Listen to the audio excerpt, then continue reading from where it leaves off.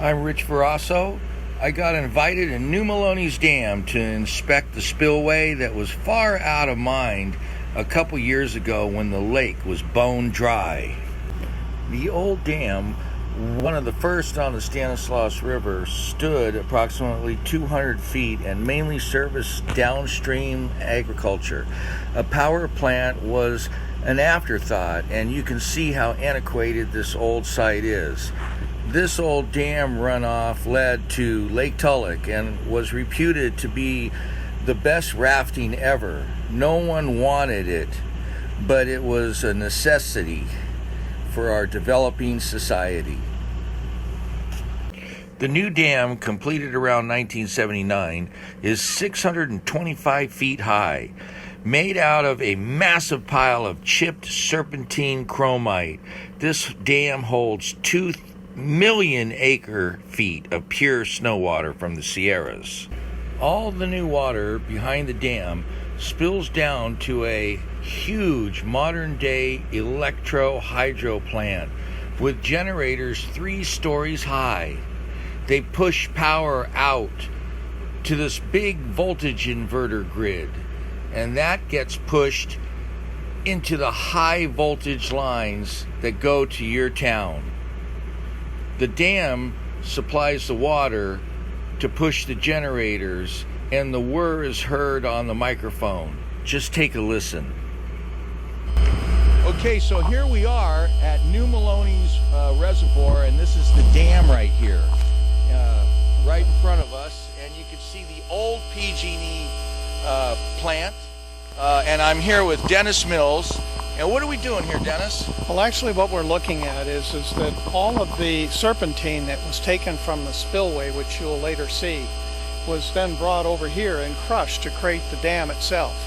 And this is actually operated by the Bureau of Reclamation, this particular facility. And it's capable because there's 2 Francis turbines there. It requires a certain amount of water as a pushback to keep those turbines functional. That's why Lake Tulloch is required to be at certain levels at certain times of the year, because if it gets dropped too low, then this can't generate power. I see. And Calaveras County gets 25% of all of the power that's generated here, along with Tuolumne County. And so it's basically a very cheap power source for government buildings, schools and hospitals. Or our homes, right? No, our homes are not included. This okay. is government power. It was under an arrangement that was when New Melones was put together, that the 2 counties would share equally with the first 25% of all power produced. So that tells me that the other electricity for our homes is saved for us. That's PG&E. Because this is being used for the government. That's correct. Okay. At a very, very cheap rate. And this is an earthen dam. It's different. It is an earthen dam, and it was originally constructed or considered for construction back in 1947. And back at that time, the idea of a power generation facility wasn't even considered. That came later, and that's why the Francis turbines were installed later in a redesign of the dam facility itself. And a dam like Hoover is a cement dam. It's a cement dam, exactly. And Orville is just like this. No, it's not. No? No, it's a concrete dam. Okay. And it's a combination of concrete and earth. And is this the second biggest dam in the state? This is the 3rd biggest dam, and the last large reservoir to be built in the western states. Okay. So obviously important to our regional area. Yes, it is. The Stanislaus River itself and all of the drainages have very few homes on it. The result is the water that comes into New Melones is some of the cleanest water in California. Oh, that's great. So now why are we here today? Our primary concern is because of the failure of the spillway at Oroville with the overtopping and all of the subsequent damage, and remember Marysville was evacuated, there's a lot of problems surrounding that. I wanted to ensure the residents of Calaveras County, and especially those who live in the area of Tulloch, even down into Oakdale and Riverbank and Tracy, that this dam is a different type of operation. It's a federally operated dam. It's designed totally different than Oroville, and its capacity is totally different. It is not one of those dams that rises and falls very quickly. There's a lot of storage here, a lot of storage capacity. Their goal is to keep it at about 2 million acre feet, keep the 400,000 foot buffer in there. But at the same time, as you know, we had twice the amount of rainfall this last spring as we would normally have in snowpack. and they were able to control it and keep the outflows under the 8,000 cubic feet per second that flows through the Goodwin Dam area down below, and keep the entire channel intact and no damage to homes. So it's literally saved billions of dollars in potential damage into the valley, as well as providing irrigation as the flood control component works. You're telling me there's a little bit of math and science behind that. Absolutely there is. And I noticed that you have some of the fellas here. Who's here with you? We had our assistant administrator, which is Brian Moss. We had John, who is our OES coordinator. I asked somebody from Murphy Sanitary District to be here. The head of the Gem and Meteorological from the state of California, as a geologist, was here to inspect the spillway and to look at the dam face itself and to ensure that there is no issues. We had just a number of interested parties that were willing to come and look at this whole situation and get a better understanding, including one of the captains from Copperopolis Fire, who now understands better in an emergency, how would we respond to a fire in this area? How would we respond to an emergency evacuation in this area? Right. Those are things that hadn't been really considered before. So getting their boots on the ground and actually physically seeing it, I think gives them a better perspective of how they respond to emergency situations. And you had the big cheese from the Central Valley District of the Bureau of Reclamation. That's Drew Lazar with Yes. the Bureau of Reclamation out of Folsom is the one that set this up, and we had Matt Reed with Congressman McClintock's office here to kind of help facilitate and be sure that we got our questions answered. And so there's a lot of awareness of this facility and what could happen if there's a problem. Right, and they do put together inundation maps and dam failure studies, and they're doing those on a regular basis to ensure that there is no potential there. If there was, then they would be putting things in place to ensure that the safety of this particular dam remains intact. Now behind here is a lot of water, let me tell you. 2 million acre feet. 2 million acre feet of water behind this dam, and I think we're all going to go down the road and check out the spillway. So let's go check it out. All right, thank you.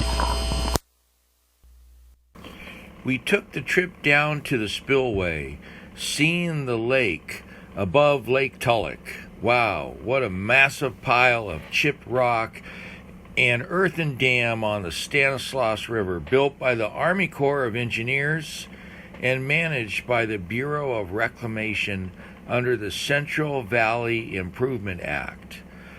This dam, holding pure snow water from the upper Sierras, replaced the older dam that mainly serviced agriculture. Today, we're here to compare our facility to the situation in Oroville and how that translates to Copperopolis and Lake Tulloch. Driving the dirt and gravel road on the forbidden side of the lake gives you a special feeling, like not many folks get to be here. You get a glimpse of just how massive the whole lake is when it's in all its splendor. Looking at the lake almost empty during the drought gives you an idea of how much water really is stored here. This is absolutely for the safety of the community. Right. Yeah, absolutely. Are you rolling? Yeah, it's a bedrock spillway is what it is. Hey, so Dennis, we're down here in the spillway now after being up there, and you could see that this is where all that water is going to be coming down. Tell us about that. Well, this isn't the same situation as Oroville, where it's a concrete spillway. This, as you can see, is basically hard rock mined. So this is a very stable area. You can see it's a very shallow slope to it, so there's no rushing of water. This will fall in, and the Army Corps has done a great job in putting this together to ensure the safety of the community, especially Copperopolis that's below this, to be sure that we're not going to have a problem with Lake Tulloch.